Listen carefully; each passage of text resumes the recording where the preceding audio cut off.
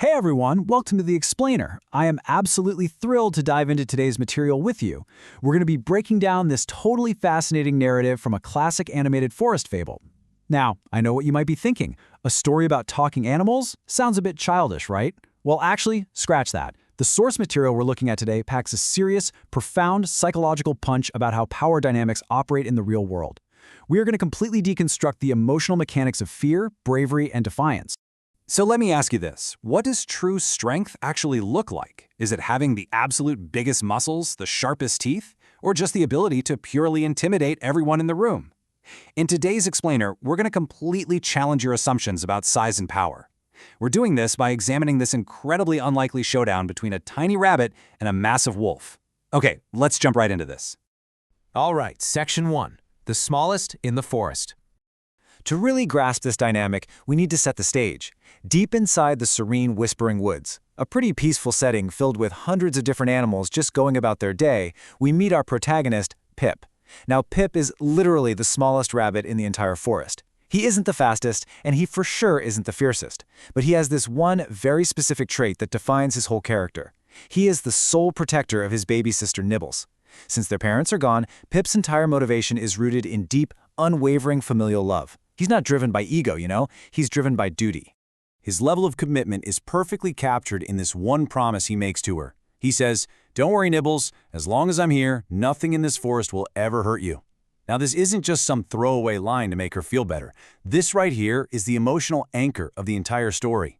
Every single thing Pip does from here on out, every terrifying risk he takes, is driven by this exact bond. He made a promise, and that promise basically becomes his absolute backbone. Moving on to Section 2. A different kind of predator. But as we know, peace in the Whispering Woods never lasts long. Notice this incredibly stark contrast between our unlikely hero and the central threat of our story. On one side, we've got Pip, tiny stature, motivated purely by love, relying entirely on his own courage. And on the other side, we have Gorlath, a massive, sharp-eyed gray wolf. But look at Gorlath's motivation. He's motivated by control and relies completely on intimidation. What makes him so terrifying isn't just how big he is.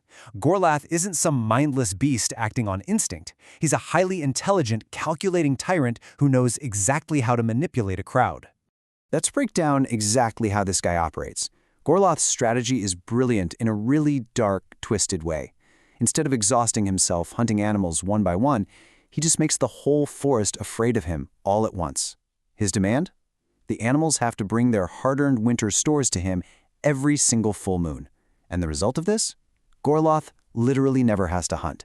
He has completely weaponized psychological dread to do all of the heavy lifting for him. So the crazy part here is that Gorlath's true power wasn't actually in his bite. His psychological control was so absolute that even Bramble the bear, a creature literally twice the wolf size who could probably squash him by accident, obeyed him out of pure fear. I mean, that is just mind-blowing. Gorlath had this terrifying ability to make massive, powerful creatures feel incredibly small and compliant, just through the sheer weight of his reputation. Which brings us to Section 3. Shielding Nibbles, the Defiance. We're hitting a breaking point here. Picture this bubbling tension at the monthly tribute. Every animal is bowing down, handing over their food in total terrified silence. But then, Gorlath's eyes drift over, and he sizes up little Nibbles with this slow, menacing grin.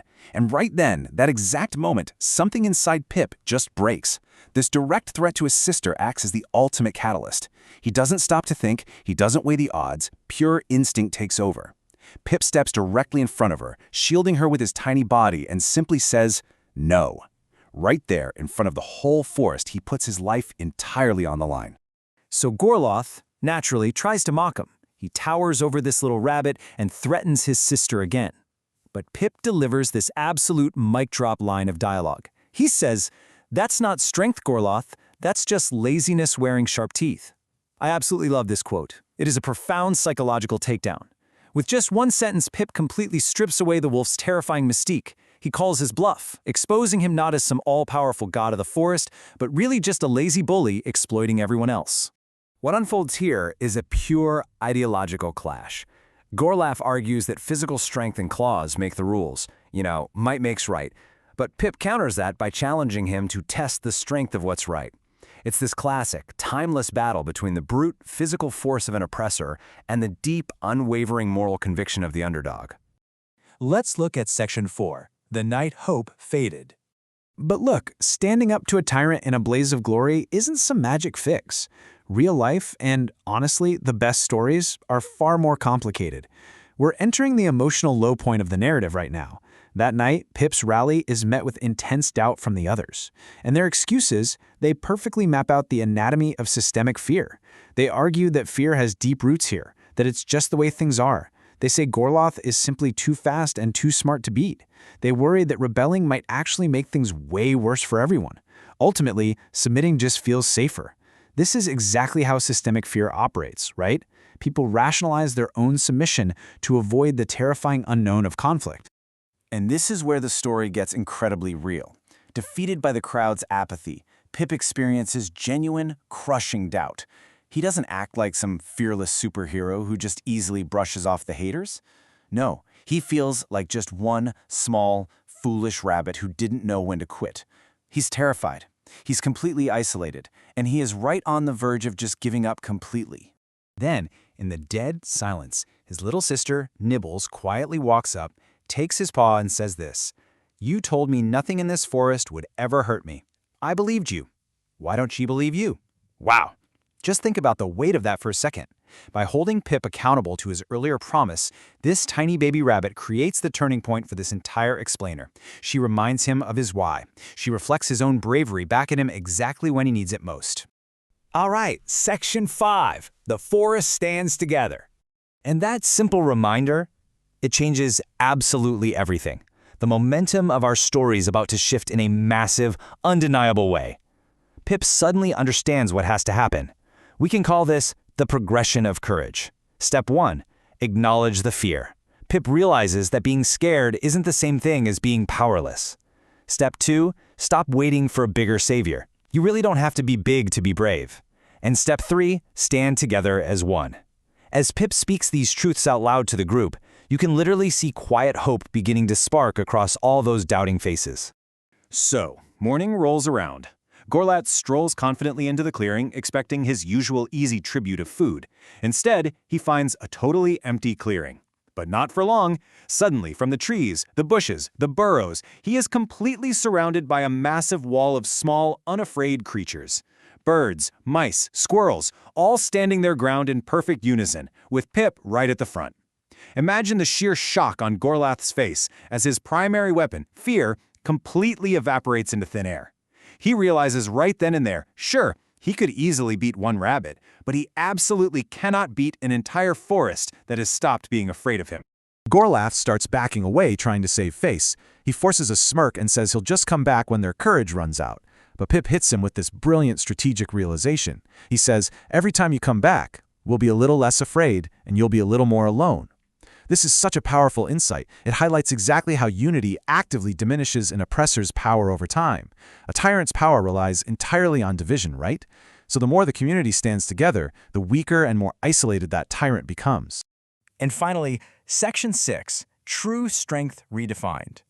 This leads us to our overarching themes, because it's time to reflect on what this all really means for everyone involved. Gorlath ultimately retreats, and I absolutely love the grounded reality of this ending. Great fears rarely vanish entirely, but he could never again rule the Whispering Woods through terror alone. The threat of the wolf still exists. I mean, that's just life. The woods aren't magically perfect forever, but the core dynamic has permanently shifted, all because the paralyzing grip of fear is gone. As the sun comes up over a celebrating, hugging forest, Pip is sitting safely on a rock with Nibbles right beside him, and he delivers this final closing thought. "I was always the smallest in the forest. Turns out that was never what mattered." It's just beautifully simple. This perfectly summarizes the core moral of our source material today. True strength doesn't come from physical size or raw power. It comes from courage, it comes from love, and from standing up for what's right, even when you are absolutely terrified. Courage simply doesn't ask permission to be big. So, I want to leave you all with a question to really chew on. Who is the Gorlath in your life? And what happens when you finally stop being afraid? Take that powerful thought, apply it to whatever challenges you're facing right now, and remember, you don't ever have to be the biggest in the room to stand your ground. Thanks so much for joining me for this explainer. I hope you found it as insightful